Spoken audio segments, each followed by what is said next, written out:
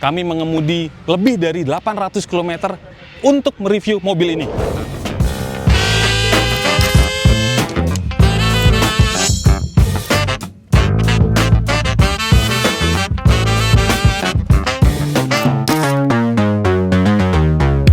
Halo YouTube, selamat datang di channel Motomobi.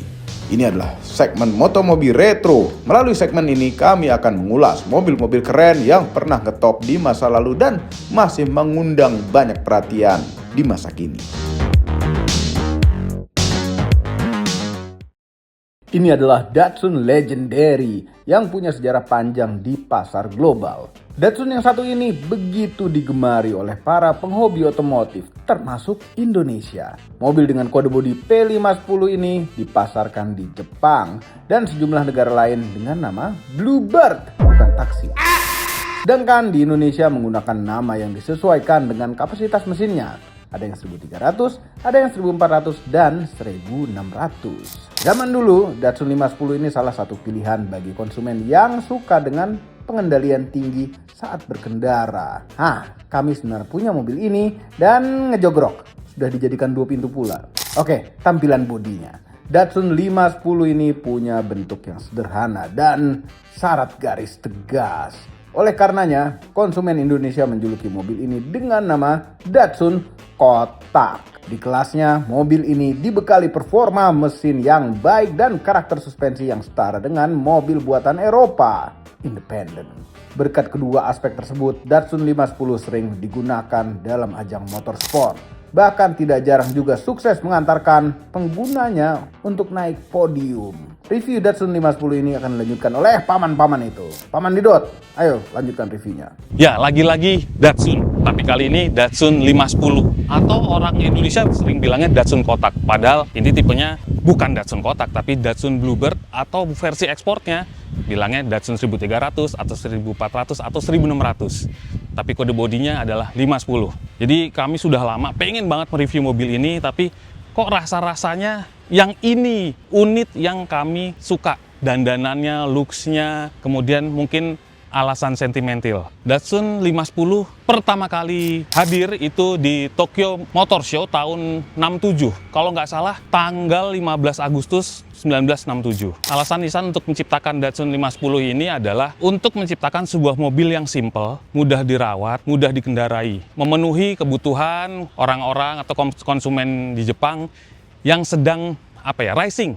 Ekonominya rising tahun 60-an, ya ini salah satu produk yang diunggulkan oleh Nissan. Tapi ada cerita yang lebih seru di balik mobil ini. Jadi di awal 60-an, akhir 50-an atau awal 60-an, itu ada salah satu bosnya Nissan, namanya Yutaka Katayama. Dia pengen menembus pasar ekspor. Kalau di Jepang ya udahlah aman lah, pasar otomotifnya udah mulai kebentuk, udah mulai berkembang. Tapi nggak bisa dong produsen otomotif di Jepang gitu-gitu aja. Jadi harus ada penetrasi di pasar ekspor. Tujuan utamanya adalah untuk pasar Amerika. Mobil apa yang tepat? Ya nggak cuma harus murah, enak, mudah dikendarai, tapi juga harus punya handling yang bagus. Nah, di era itu ada brand lain di seberang sana, di Eropa, yang mau bertumbuh juga. Brand apa itu? BMW. Nah, BMW juga lagi menciptakan formula untuk merebut pasar ekspor. Nggak cuma di Jerman aja, tapi di negara lain termasuk di Amerika juga. Mereka menciptakan BMW Neue Klasse. Neue Klasse itu jadi desainnya benar-benar baru. CC-nya juga nggak gede-gede amat, 1500, dan kemudian berkembang jadi 1600, 1800, akhirnya 2000. Tadi kembali ke Pak Yutaka Katayama itu juga melihat, oh BMW juga mau emerging. Ini kayaknya mirip sama yang ingin dilakukan oleh Nissan. Akhirnya timbul ide harus perlu mobil yang kira-kira nih ya sesuai dengan seperti idenya si BMW itu melalui New Class. Ngobrol lah dengan manajemen semua Nissan di Jepang, kita perlu model yang bisa menembus pasar ekspor, nggak cuma Jepang aja. Yaitu jadi embrio lahirnya Datsun 510. Tipe pertama adalah mesin 1300, basic spec banget, dan namanya Bluebird. Jadi Datsun Bluebird mesinnya 1300, L13 mesinnya. Penerimaan pasar bagus, hadir dengan tipe bodi sedan 2 pintu, sedan 4 pintu seperti ini, dan station wagon. Animonya bagus, sampai akhirnya kayaknya perlu model yang lebih sporty. Setahun kemudian, tahun 1968, keluar bodi yang coupe, 2 pintu coupe. Jadi pilar C-nya itu lebih rebah. keren. Di saat yang bersamaan, yang tadi sudah ada mesin 1300, ada 1400, sebenarnya di Jepang itu nggak perlu mesin gede-gede karena ada limit pajak tax-nya 1.500 pada saat itu. Tapi Nissan merasa ini perlu, selain buat mendapat konsumen baru, itu juga buat ekspor. Hadir mesin 1600, penting banget kan, mesin cc-nya naik, performance-nya juga jauh lebih baik, keluar yang 1600. Juga keluar yang varian Triple S, jadi itu lebih sporty. Dopnya beda, velgnya juga beda, ada RPM, tampilannya lebih sporty. Di tahun 68-an mulai masuk ke pasar Amerika mobil ini. Diterima bagus oleh pasar Amerika. Kenapa? Alasannya kenapa? Karena Datsun 510 harganya nggak nyampe $2.000. Saat itu ya, 60-an akhir. Jadi nggak nyampe $2.000. Harganya sedikit di atas VW Beetle atau V Kodok. Tapi jauh lebih murah daripada Ford Mustang yang paling murah. Dengan handling yang bagus mobilnya, ekonomis, efisien bahan bakar, dipakai enak, handling bagus, perawatan mudah, harga masuk lagi. Ya udah, orang mulai shifting dari mobil yang ukurannya besar sampai untuk shifting ke mobil yang ukurannya lebih ringkas lah. Makanya diterima oleh pasar Amerika. Tapi nggak cuma Amerika, semuanya pasar global menerima bagus, responnya bagus mengenai mobil Datsun 510 ini. Tadi saya bilang, bedanya tuh ada apa aja sih? Ya macam-macam. Datsun 510 tuh perbedaannya dari depan nih kelihatan nih, itu udah macam-macam. Contoh perbedaan kecil-kecil dari Datsun 510 itu paling kelihatan pertama kali itu dari grill. Grill ada yang model garis-garis seperti ini. Terus ada yang grillnya, ini kelihatannya garis gini, tapi moncongnya maju dikit. Dikit banget. Nyaris nggak kelihatan kalau nggak dilihat secara seksama ya. Mirip banget. Dan ada grill yang kayak moncong kepiting apa moncong rajungan gitu. Jadi bentuknya maju gitu dikit. Cep. Ada yang bilang grill Safari atau grill Triple S, tapi memang itu kebanyakan dipasangnya di yang versi Triple S. Sisanya mirip-mirip. Bumper, sen, lampu pasti gini ya. Bulat 4. Ini driving lamp tambahan. Bedanya itu kebanyakan di grill. Pion juga mestinya bukan yang bulat tipe peluru gini. Kayak biasa aja, tangkai biasa aja. Nah, ini juga perbedaan juga. Kalau yang tahun lama, yang awal-awal tuh wipernya kayak orang tepuk tangan, kayak Mercedes, clapping hands gitu. Kemudian yang versi facelift, bukan facelift ya, lebih muda gitu ya, start mungkin 70 ke atas, itu wipernya udah menyesuaikan posisi setir. Kalau setir kanan ya wipernya madep kiri, kalau mobilnya setir kiri ya madep ke kanan. Owner Datsun 510 ini merestorasi mobilnya dengan acuan gaya rally tahun 70-an. Bukan sebagai mobil rally tapi sebagai mobil reki. Jadi kayak mobil survei. Ride height-nya atau ground clearance-nya ditambah, ditinggiin dengan velg blimbing urat kayak gini, ring 13. Bannya juga punya profil tapak yang kasar, jadi tinggi ya. Nggak ketinggalan mud flap atau kepetnya. Ada tulisan Datsun. Jadi mobil rally kan pasti kayak gitu ya. Tapi looks-nya aja, nggak ketinggalan ada driving lamp di depan. Terus di depan ini sennya, orang bilangnya sen cabe kali ya. Sen cabe, terusnya tulisan Datsun 1600 ya, sesuai cc aja kok itu.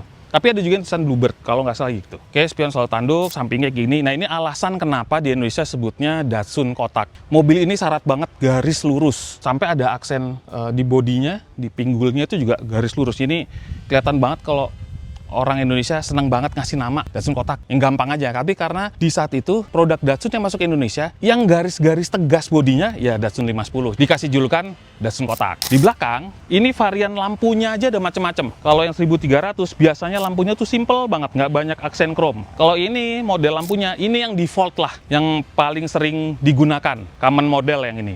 Tapi juga ada lampu belakang Datsun 510 itu yang kayak ada bulet-bulet gitu. Itu ada, yang versi JDM ada. Yang Triple S lebih keren lagi, jadi lampunya panjang. Ngebentuk panel plat nomor sama bagasi. Full dia, terus garis-garis. Dan kerennya, pas ngesen, itu lampunya sekuensial kayak jalan. Kayak mobil sekarang, kalau ngesen jalan, red.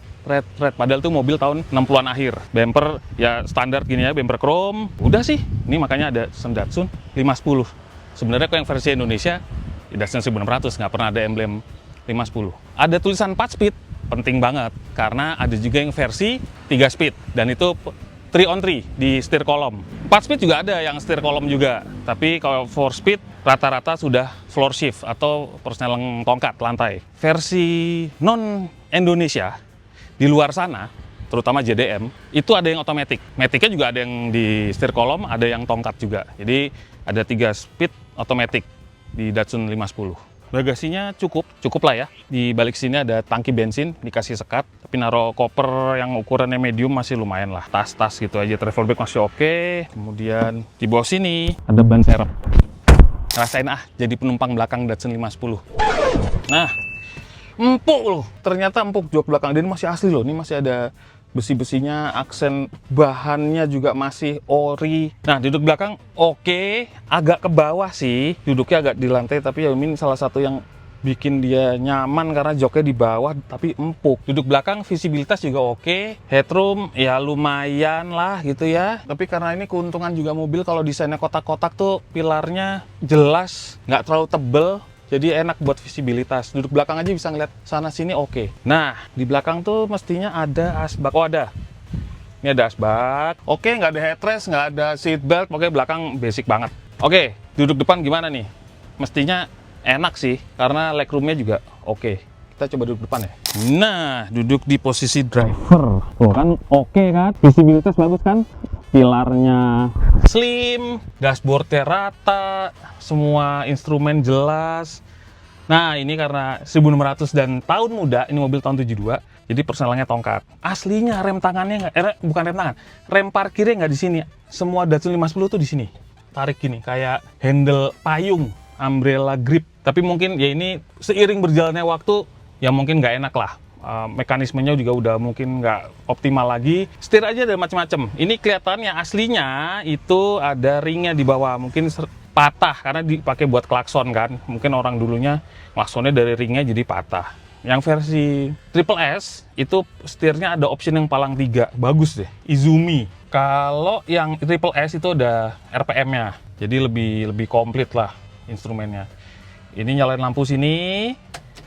Nah, wiper juga, radio aslinya nggak ini, aslinya ya radio AM aja. Kemudian simple lah, dashboard itu simple banget. Ini laci. Nah, kan nyimpen. Ini lubang ventilasi, bukan AC ya, karena aslinya mobil ini tidak pakai AC, makanya udah pakai AC gantung. Mendinginkan kabin. Ya itu aftermarket pasti, karena semua Datsun 510 yang dipasarkan oleh Indokaya itu nggak pakai AC. Standaran itu pelontos nggak pakai AC. Jadi orang sering kali nambah AC sendiri. Kemudian nggak ada yang gimana-gimana interiornya. Biasa-biasa aja, tapi ya fungsional. Basic needs aja. Nggak ada gimmick atau fitur-fitur berlebihan, cukup aja. Karena memang Datsun inginnya 510 itu sesederhana mungkin, seharganya masuk akal mungkin, serasional mungkin, tapi juga tidak menggugurkan aspek fungsional. Nah, kita pengen lihat di balik kap depan itu ada mesin apa. Wah, mekanisme cagaknya asik banget, nggak perlu pas buka, selek langsung nahan. Nah, ini dia jantung mekanis Datsun 510, yaitu L series. Jadi mesin yang 1300, 1400, 1600, ya kayak gini bentuknya, nggak ada bedanya. Bahkan di versi Triple S ada yang mesin L18 1800. Bentuknya sama semua, tapi yang khusus Triple S karburatornya double. Modelnya SU gitu, berdiri 2 biji. Nah, kalau yang karburator standar seperti ini, aslinya pakai karburator Niki Aquarium, ada intipannya. Jadi bensinnya itu di pelampung bensinnya kelihatan. Mesin ini saya juga sering kali bahas mesin ini. Jadi waktu itu di video yang Datsun 160J Triple S, di Datsun 180B juga mesinnya sama-sama L series. L series ini bandel banget mesinnya. Sering kali dianggap bahwa mesin L series ini mengambil konsep dari mesin Mercedes 4 silinder. Ya M121, M115 itu bentuknya mirip banget. Tidak crossflow, SOHC tapi tidak crossflow, tapi posisinya kalau yang Datsun itu karburator dan knalpot sebelah kiri, kalau yang di Mercedes dia sebelah kanan. Yang 1600 ini aslinya horsepower-nya nggak gede-gede banget, nggak nyampe 100 HP, tapi memang cukup lah saat itu nggak nyampe 100 HP itu udah besar loh untuk yang 1600. Dan mesin ini tergolong badak banget karena di tahun 70-an awal Datsun 510 dipercaya untuk digunakan di ajang motorsport, baik itu rally atau racing. Mesinnya ya L series, cuma pakai karburator yang 4 barrel, kemudian camnya juga durasi tinggi, knalpotnya juga yang flow-nya lebih bagus, tapi basicnya mesin L series. Jadi ini mesin badak, kuat, asal dirawatnya dengan baik. Onderdilnya asli, pasti long lasting. Mobil ini baik 1300, 1400, 1600 yang dipasarkan di Indonesia itu rem depannya masih tromol. Meskipun dia udah pakai booster, tapi rem depannya masih tromol. Jadi sebenarnya kalau mau upgrade enak sih pakai disc brake depan. Jadi remnya lebih pede aja. Nah, gimana rasa berkendaranya mobil ini nih? Dan ngobrol langsung sama ownernya. Dia ingin cerita bagaimana mendapatkan mobil ini, membangun mobil ini sampai ngerawatnya sampai sekarang. Oke, kita bakal jalan bareng ownernya. Oke, kami sudah bersama Om Galih yang punya Datsun 510. Ini spesial banget. Kita jauh-jauh dari markas ratusan kilometer untuk nge-review Datsun 510-nya Om Galih. Jauh juga mainnya ini Om Didan. Iya, mumpung Om, mumpung. Soalnya kan kepengennya udah setahun yang lalu Om. Iya. Ya kan pengen, aduh Itu gimana. tahun yang lalu ya? Gitu Bulan rally Mei, itu ya? iya kan 2025 Om. Iya, iya. Om Galih, ini cerita-cerita dikit ya. Ya. Dapetin mobil ini tuh kapan? Udah lama atau baru-baru aja atau gimana? Jadi kan dulu orang tua itu punya Datsun 510 sejak tahun 1985. Oh, Kemudian dijual. oke. Dijual dan waktu itu saya biasa aja karena saya juga nggak suka sama Datsun itu, nyusahin lah. Oh, emang mogokan? Ya pokoknya waktu itu tuh mobilnya saya nggak suka lah, gitu loh. Tapi begitu saya baca di internet ternyata mobil ini punya sejarah yang cukup bagus. Akhirnya saya tertarik untuk mengulangi lagi mobilnya orang tua itu. Kita cari lagi. Oke. Ketika ketemu ternyata nggak dijual sama pemiliknya. Masih ketemu? Masih ketemu tapi nggak dijual. Oke. Nah itu kita sempat down lah karena wah kok nggak dijual. Terus kebetulan ada informasi yang mengatakan kalau tetangganya orang itu punya mobil yang sama. Oke. Nah aku sempat nggak tertarik karena waktu itu sentimental value-nya aku harus beli lagi mobilnya mobil bapak. Ini kan bukan mobilnya bapak ini kan gitu. Nah terus informannya itu bilang kan lihat aja kan nggak ada salahnya. Ya udah tak putusin, ya udahlah kita lihat aja gitu. Loh kok lebih bagus. Oh, saat itu Jadi, kondisinya? Iya loh, kok lebih lengkap. Apa-apa yang di mobil bapak saya nggak ada di mobil itu ada. Akhirnya saya beli. Ini 2010 lah. 2012 mungkin ya. Tipe mobil yang sama, sama-sama 1600. Betul. Tahun yang sama. Sama. Ini 72 ya, Pak? Betul. Oke. Oh, semuanya sama, beda warna. Beda warna. Yang punya bapak dulu Biru. Oke. Nah, Ini memang lahirnya coklat. ini kurang tahu ya, tapi waktu itu dapat warnanya coklat tua. Arah ngerapihinnya memang mau style seperti ini atau tadinya aku mau standar dulu atau gimana? Gini, karena kalau orang akses Datsun 510 di internet, yang muncul itu pasti Rally. Datsun 510 BRI-nya John Morton. Oh iya. Yang nomor 46 Yang tuh. 46 itu ya. Jadi kan mobilnya ini dulu saya pendekin, pakai pelek NK lebar, ada lipnya. Oh, itu karena iya. terinspirasi Acuannya selalu mobil John Morton. balap Iya John kan Morton. juaranya itulah, Ya, hero-nya BRE itu. Cuman seiring berjalannya waktu saya pikir lagi, loh ini secara historical agak kurang pas. Karena kan mobil saya bagaimanapun kan Datsun sedan 4 pintu. Yang sedan 4 pintu dan Bukan dia yang versi yang 2 sedan pintu. 2 pintu, iya. Nah, jadi kayak agak kurang pas saja. Nah, ternyata selain menang di dalam track, Ya. Datsun juga pernah juara di luar track. Rally. Ya, rally. Tahun 70-71 di East Afrika itu ya. Iya, East Safari African Rally itu. Ya. Akhirnya itu saya jadikan acuan. Spek. Jadi kalau yang belum tahu Reki itu, jadi mobil yang speknya seperti mobil rally, tapi untuk survei dulu Ya. tracknya. Jadi kalau tingginya ya kayak mobil rally. Betul. Velg sama bannya ya Betul. sesuai. Betul. Pakai mud flap iya. Iya. Pakai driving lamp depan, spotlight iya. Tapi dia nggak ikut. Tapi nggak ikut rally. kompetisinya. Ya. Jadi mungkin nggak pakai yang guard ya kalau buat di itu lampu depannya pakai Ya. jaring-jaring Ya. gitu nggak pakai. Belum mungkin ya? Mungkin belum. Pokoknya tidak sekomplit mobil rally Ya. karena kebutuhannya hanya untuk survei. Nah, itu Betul. mobil reki kayak gitu. Oke, kalau engine pernah dapat trouble nggak? Mechanical kan selama ini dipakai. Ya mungkin kalau di sekitar Malang jaraknya nggak terlalu jauh atau temperatur nggak ya? Oh, temperatur. Itu udah Ya, pasti ya, ya. hal yang akan dijumpai ketika punya Datsun ya, temperatur. Oh gitu.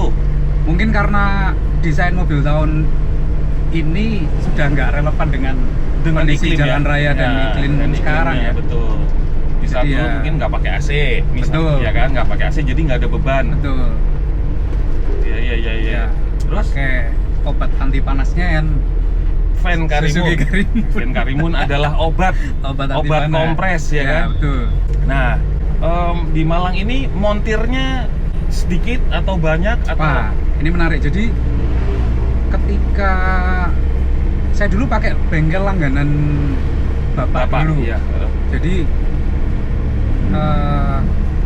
bapak kan saya dulu sering diajak ke bengkel lah, tapi sudah meninggal. Akhirnya ada mekanik yang meneruskan bisnis itu. Cuman sepertinya ketajamannya juga sudah mulai turun. Nah, Oke. saya perlu waktu cukup panjang itu untuk cari apa namanya, akhirnya bengkel yang Siap. bisa merawat, dan untungnya udah ada sih. Dia yang memang bantuin. memang spesialis Datsun atau ya Jepangan aja? Basicnya kalau di bengkel yang sekarang itu dia orang off-road ya, orang yang dipegang Toyota, terus Suzuki Jimny gitu. Oh iya. Cuman kebetulan beberapa unit Datsun di Malang itu dimasukin Ke ke dia. Jadi mau nggak mau dia disuruh belajar. Tapi Ya. yang penting orangnya telaten. Kan? Orangnya telaten, Oh, itu iya, yang susah. Iya. Iya, itu handicap. Betul. Montir mobil spesialis ya. Betul. Spesialis itu harus telaten. Betul. Nah, selama pakai ini Om, Ya, dapat teman banyak-banyak dong. lumayan. Jadi ternyata saya dapat rezeki lumayan banyak gara-gara punya Datsun 510. Banyak tuh gimana ceritanya? Jadi kebetulan profesi saya kan graphic designer. Oh gitu. Ya. Heeh. Jadi ada beberapa klien saya Datsport Australia itu saya yang bikin serius, logonya. Iya betul. Oh. Terus beberapa merchandise-nya yang dirilis oleh Datsport juga. Dari Om Dari Gali ya? saya, iya. Atas bantuan Om Gali juga. Betul. Terus saya juga kerjasama dengan Richard Omlai. Om Lai. Seroja Motor. Seroja Motor, Ya. nah itu rebranding kemarin saya yang Oke, jadi for your information, kalau di Jakarta tuh ada satu bengkel Nissan Datsun yang legendaris. bukan bengkel itu padepokan itu. Oh, udah kayak ini ya. apa? Perguruan itu. Perguruan Datsun Betul. lama gitu ya. Betul. Itu namanya Seroja Motor. Betul. Itu asuhan suhunya Om Lai ya, Om Sulaiman ya. Ya. Nah, itu sekarang mungkin anaknya juga udah mulai meneruskan ya. Iya, Meneruskan. Namanya Om Richard. Om Richard. Nah, ada pandangan nggak Om nantinya mau upgrade apa gitu? Jujur mobil ini sempat saya berhentikan dulu di garasi ada 4-5 bulan sebelum Om Didot ke Malang. Oh, Jadi ini baru kita pakai hari ini Om. walah, jadi sempat Vakum lah. istirahat Iya, dulu. istirahat panjang. Jadi habis turun mesin, Heeh. terus saya rapi-rapikan sedikit, terus saya nggak pakai cukup lama, 4 bulan, 5 bulan karena ya Ya ada kondisi pekerjaan. lah, Iya. ada kondisi kerjaan lah ya. Iya. Tapi pas aku telepon Om Gali, aku mau main ke rumah mau review ini. Om Gali langsung starter, ya hidup langsung. Ya Nggak langsung pakai- starter hidup, cuci udah kita gitu pakai aja. sekarang ini 4 bulan ya. 4 bulan, 5 bulan lah. Jreng. Starter jering. Itu mesin L series kalau sehat ya kayak gitu ya kan. Oke, nah ini tapi jujur ini enak loh mobil ya. Gitu Enak ya. loh bener. AC dingin, handling enak. Mungkin terbantu suasana kota juga Om. itu ngaruh atmosfer. Jadi kalau mungkin kita nge-reviewnya di ibu kota, lain lagi ceritanya udah macet-macetan nggak Ini bisa. belum dicoba ini di ibu kota ini. Iya, nggak usah Om di sini aja. Oh, di sini aja, Jangan. ya. Ini ya udah kalau habitatnya memang di Malang aja Om. Ya. Memang udah bener ini di sini. Kualitas air lebih jinak di sini Om. Betul, dan apa namanya ya kondisi kalau hujan pun Ya. nggak ada hujan asam. Hujan kan? asam ya. Iya, ini yang rusak mobil itu kan salah satunya kalau kena hujan asam, Ya. dia cepat pudar lah gitu kan, korosif juga. Datsun 510 dipasarkan di Indonesia dengan pilihan bodi sedan 4 pintu saja, sayang sekali. Padahal Datsun 510 juga tersedia dalam pilihan bodi sedan 2 pintu, coupe 2 pintu, dan station wagon. Jadi ingat Datsun 510 kami. Tapi dari 3 pilihan bodi tersebut, semuanya langka di Indonesia. Karena sering kali dipakai mobil balap atau sering dimodifikasi pada zaman dulu. Maka keberadaan Datsun 510 yang masih berada dalam keadaan bagus semakin sulit ditemui. Oh iya, Datsun 510 kami juga kena sentuhan modifikasi yang akhirnya tidak selesai. Dan yang paling kesal adalah surat-suratnya hilang. Sedih. Semua ini adalah opini pribadi saya dan paman-paman itu. Kami tidak dibayar oleh siapapun dan apapun yang terlihat pada video ini. Jangan lupa tekan tombol jempol ke atas dan subscribe channel Motomobi, Omobi, dan Mas Mobi apabila belum berikut dengan tombol loncengnya. Share video ini ke seluruh dunia melalui sosial media Anda dan jangan lupa follow sosial media kami semua termasuk Instagram. Cek motomobinews.id untuk berita-berita otomotif terbaru. Terima kasih telah menonton.